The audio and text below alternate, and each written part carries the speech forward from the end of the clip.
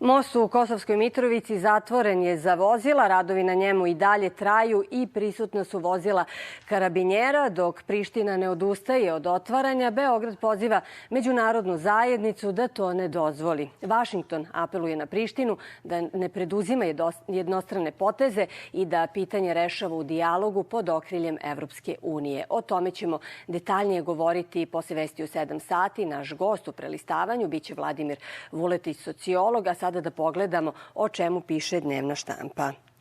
To je takođe i prva tema u današnjim novinama. Kurti sprema udar na Srbe.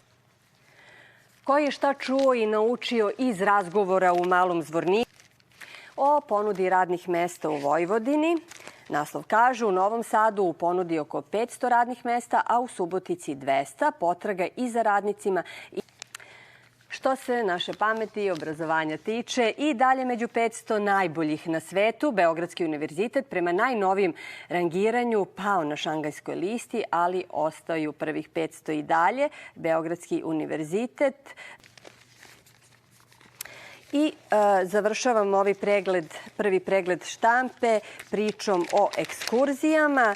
Šema muljanja, to je naslov. Rukovodstvo škole i Podsećamo sada i da će svi osmaci koji završe ispit, odnosno koji završni ispit nisu polagali u junu, tu obavezu završiti danas, 3. dana trajanja avgustovskog roka. Ministarstvo prosvete saopštilo je da ponovim još jednom, i danas pretežno sunčano i veoma toplo vreme sa temperaturama do 40 stepeni.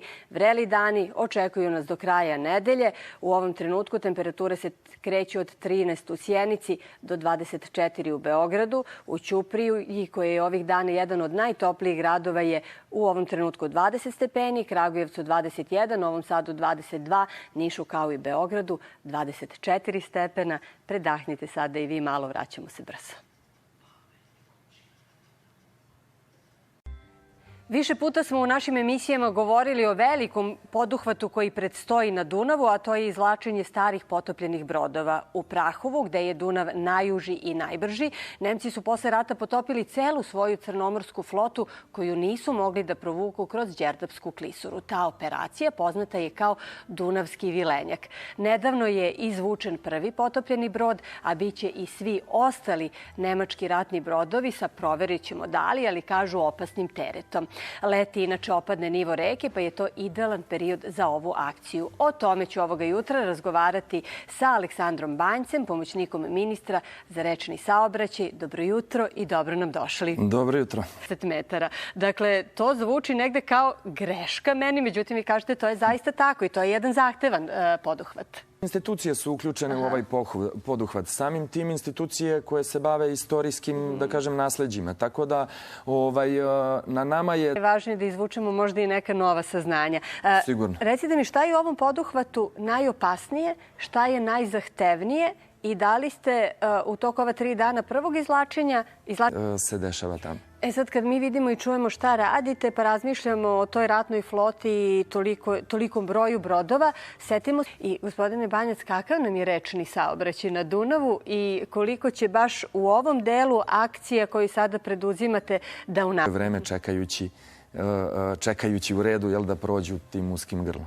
I to će biti o započetoj akciji izvlačenja brodova sa dna Dunava. Napravit ćemo sada i kratku pauzu.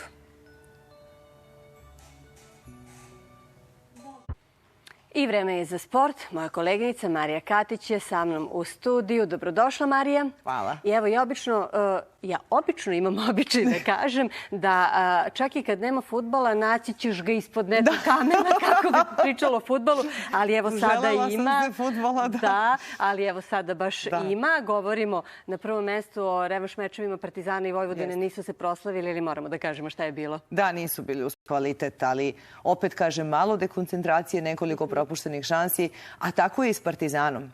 Derbijem kola Crvena zvezda je pobedila Čukarički sa 4-1, pardon. Je lepo, znaš, pune tribine i puno golova, to je čar fudbala, naravno. Da pričamo o Crvenoj zvezdi, pred fudbalerima Crvene zvezde je... U svakom slučaju imat ćemo zanimljive izveštaje koje ćeš ti da nam pripremiš nakon toga. Sad jedna, pa nije zanimljivost, to je jedna važna i krupna. Ima 33 reprezentativne medalje, 25 zlatnih i 37 klubskih trofeja. Mislim da stvarno... Pa za 3 života. Za 3 života, da, zaista za 3 života. Inače, reprezentativnu karijeru je završio osvajanjem zlata u Tokiju, a onda je Final Four odigrao na prvenstvima. 2 zlata, 1 srebro, 1 bronza. Ne znam šta bi još mogli da kažemo o njemu. Pa mogu da kažem da sam pogrešila se bude odlučio u narednom Mi se nadamo da će ostati u... Da, prva stanica. Dobro, bit će Evropski svetski prvenstvo, ali što se Olimpijski igara tiče Los Angeles. Hvala što si nas podsjetila, zaista na ovo što si podsjetila na tu sjajnu biografiju. Bilo je intenzivno leto za sve. Kakav je ostatak leta? Ili imamo neke posebne najave ili će biti malo mirni period osim ovog fudbala? Biće malo. Imamo opet jednu intenzivnu jesenju sezonu i početak nekih... Da, novih takmičenja. Tako je, neka nova takmičenja. Marija, veliko hvala. Kao i uvek, pre svega o fudbalu, a onda i o ostalim sportskim događajima, Marija Katić. I kratka pauza sada još jedna.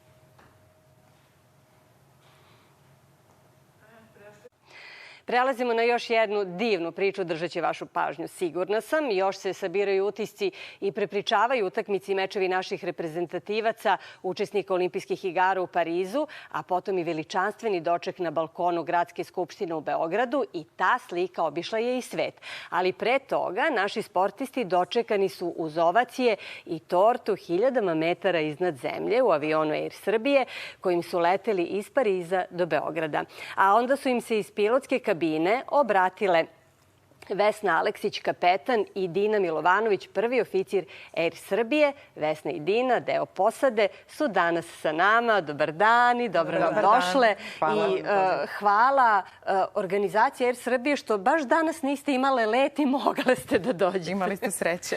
Imali smo sreće, ali i vi ste imale sreće. Kad ste saznali, zapravo vi dobijate redovne rasporede letenja, to je procedura. Kad ste saznali da vozite naše... Redovan let, koliko god to delovalo obično, nama je stvarno bilo neobično i mnogo lepo i zadovoljstvo je bilo vratiti stvarno sve te sportiste u Beograd. I evo ja sad moram onako... Bili naši sportisti za medaljama, njihovi treneri. I kako je izgledalo slavlje u avionu, samo da kažemo sve je bilo u okvirima bezbednosti, zna se u kom trenutku i kako, ali ko je to organizovao? Pa Air Srbija je organizovala. Devojke u kabini su se stvarno baš potrudile da bi to slavlje proteklo baš kako treba, tako slike. I evo sad će svi, naravno i oni koji su možda malo izgubili veru od to kad se rekoh, ne treba u vazduhoplovstvu zaista isticati pol ni po čemu, osim kada su neki posebni benefiti za one koje prevozi. Možda ste kasnije postale svesne deo čitave te olimpijske priče koje je pratila naše sportiste. Vi ste nekako na neki način zaokružile, postale deo nje. Pa dobro, to je ta priča sad onako bila lična o vas. Vi ste od 2016. godine kapetan, je li tako? Ja sam u ovih 9 koleginica koje imamo. Nadam se da će biti mnogo više u buduće. Mnogo mi je drago da nama to više nije uopšte neobičajno kad sretnemo koleginicu u letačkoj operativi.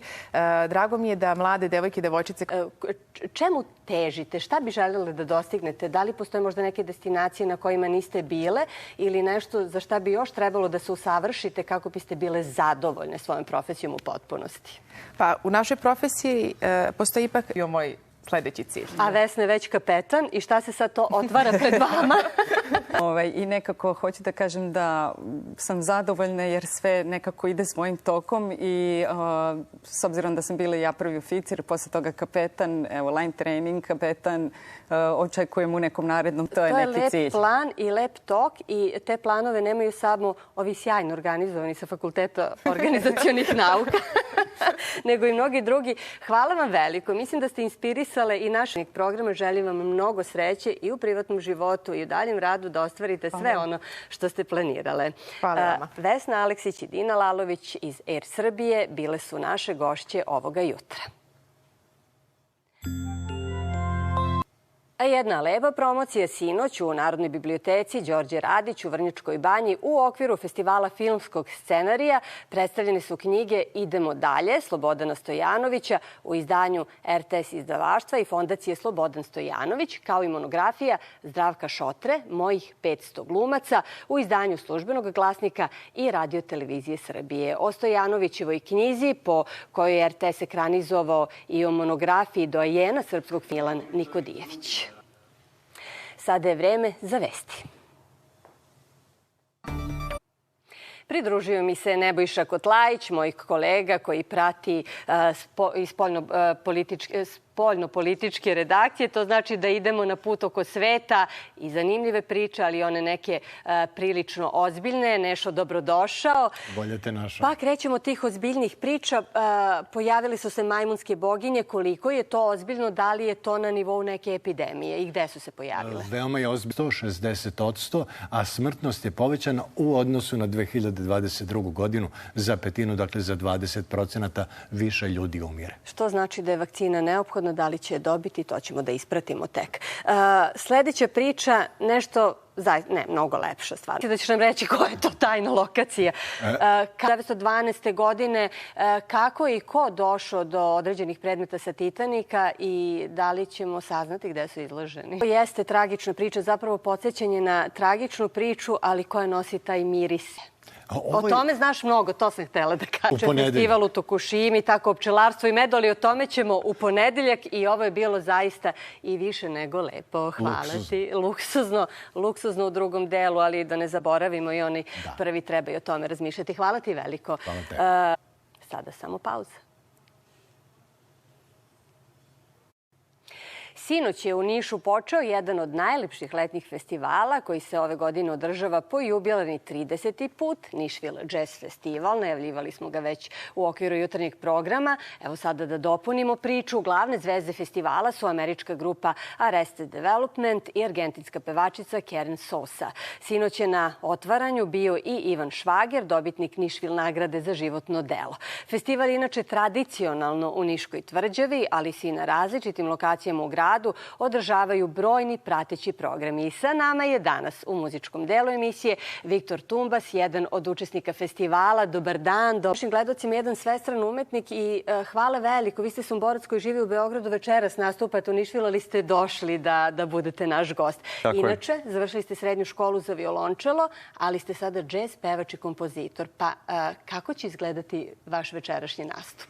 Tako je, hvala vam.